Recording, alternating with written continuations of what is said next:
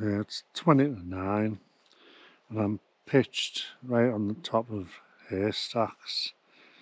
So Haystacks, it's like a bit of a plateau and it's got quite a few cairns on it. The main one's got a Ukrainian flag stuck in the top of it. But I seen the tarn, and which is right at the very top, and I just made a beeline for that and just claimed this spot just in time for 3 wild campers turned up. They were obviously wanting to. There's 2 lads and a lass, but they've pitched. I don't know, about 20 metres away from me, 2 tents, so they were alright. But I'm knackered, so it's a beautiful night. I've had the stove on outside, I just had a cup of tea, some biscuits, I've got food, but I'm just tired. So I'm going to crash out for a few hours. Set me alarm, I'm going to try and get up, but if I don't, that'll be it till the morning.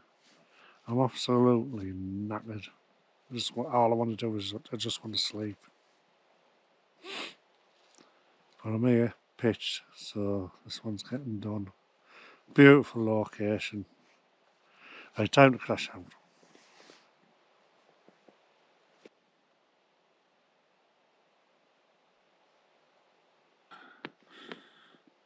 Crashed out there. It's 20 to 3 in the morning. I was just so tired. I got in and I just had to shut my eyes. Just crashed. Toasty and warm though. I've switched up from the Ascent 500, the Rab Ascent 500, sleeping back to the 900.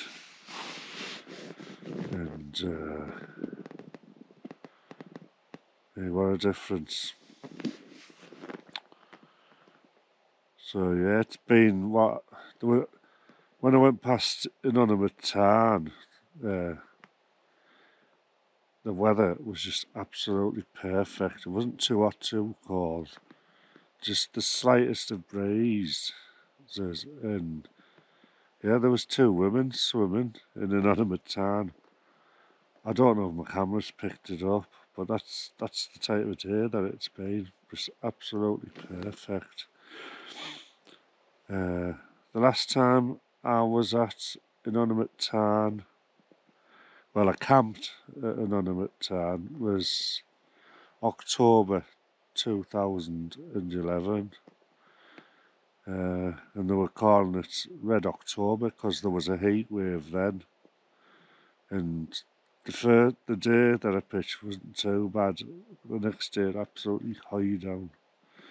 But I camped in this tent, which is amazing really. So that was nearly 11 years ago. It's September now. So yeah, just a couple of weeks, a week or so off. It'd been 11 years ago. And I've put this tent through the bull ring and back. I've taken it to hell and back and it's never let me down.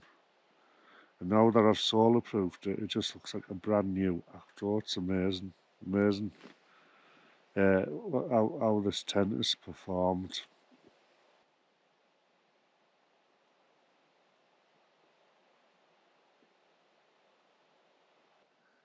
It's a beautiful starry night out there. Well, I'm not getting out this sleeping bag because if I get out, that's it, I'll lose my body temperature because it's quite a nip out there, which I don't mind because there's no insects. It's just been a massive problem this year. I think one of the things that I should have done this year that I've done in previous years, the last few years, I didn't treat my clothing with permethrin. I won't be making that mistake again next year. I'll make sure I get it all treated. because I got eaten alive this year. I've never had it so bad for years, so I think that's been part of it. Yeah, I used the Soto Windmaster outside in the breeze, and it performed flawlessly. So all I've had is I've just had a cup of tea and a packet of biscuits. That's all I wanted. I just wanted to get in the tent and crash out. But yeah, that stove. I've had quite a few stoves now, but this one, it's like it's performing beyond my expectations.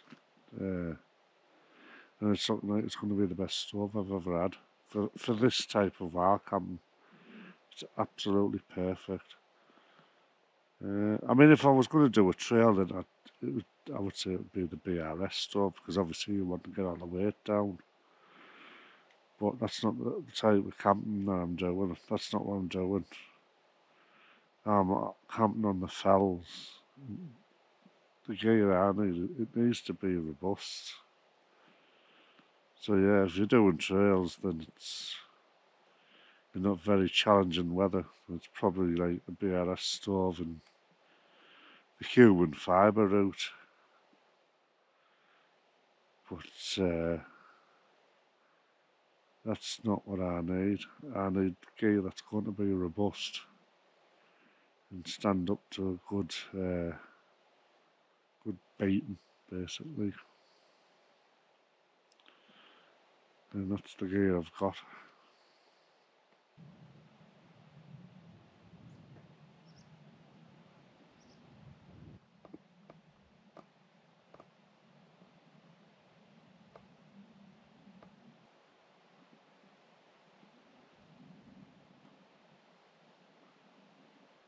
I slept like a baby. Slept like a baby. I had the front door wide open and just the inner closed, just to keep the airflow going through this tent. It's worked. Plus both end doors open. It's quite grey and dull out there. I'm going to have another half an hour before I get up, and then I'll take it from there.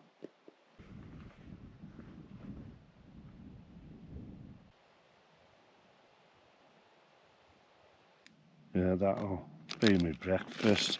I've got two of these. I'll be a bit squashed up.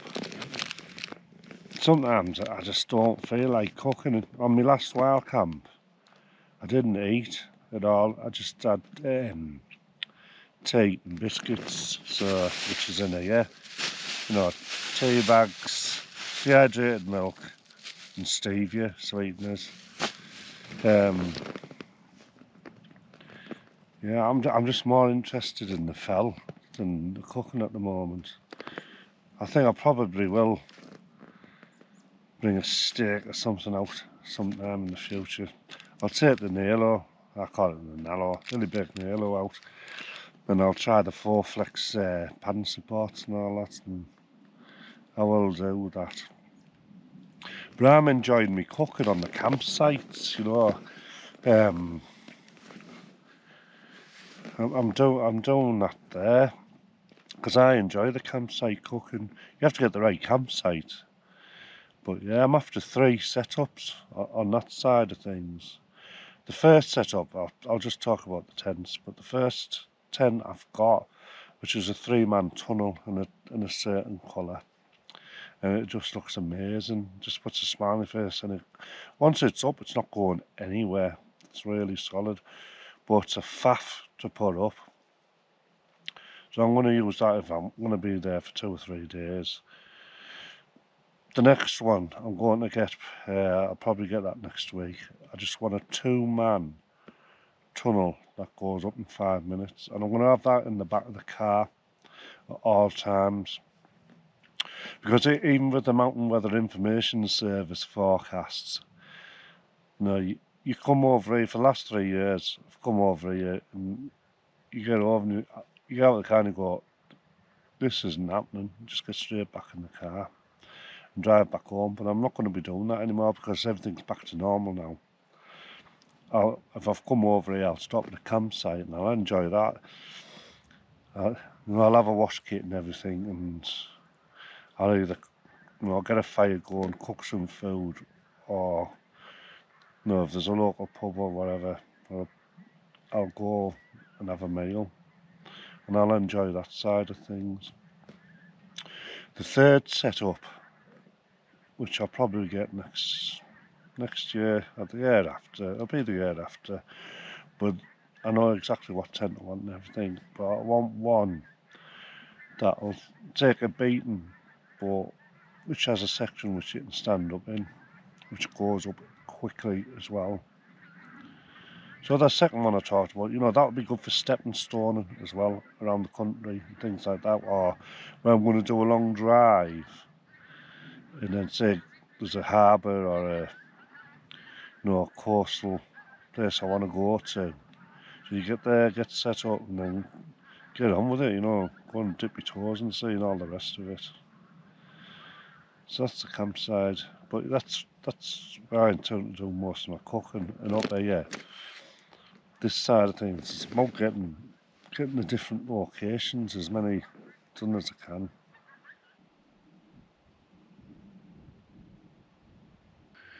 So that's Haystacks done and dusted.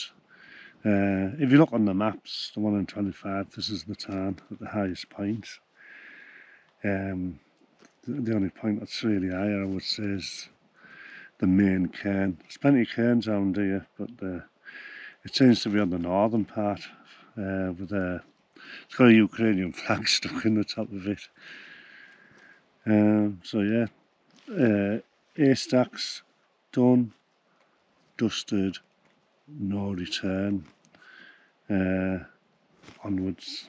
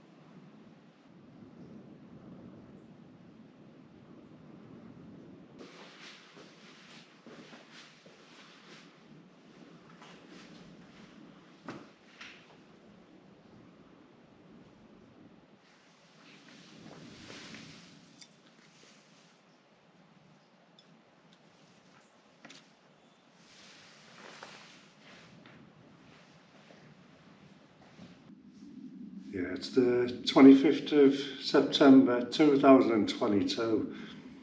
The last time I was in this bothy was October 2011, and I'll always remember it because they were calling it Red October, but all I got was rain, so I was kicking off a bit about it. Whereas now I'm enjoying the rain. Yeah, I was going to do Fleetwood Pike today and then go to work tomorrow, but there's a weather front coming in but it's coming in now, and each hour the wind's getting stronger, so there would be a good chance I wouldn't get to work tomorrow maybe. So I'll leave that for another day anyway. Yeah, so not much has changed. I'll film around it, but I mean, that looks like a new fireplace and all that. There's a lot of drink here. There's Jack Daniels, Morgan's, like a nearly full bottle of Morgan's rum, you know, and all the rest of it, tins. There's been some partying going on in here, I think, but it is tidy. It's tidy. It's been well looked after. So until the next time, anyway. Bye.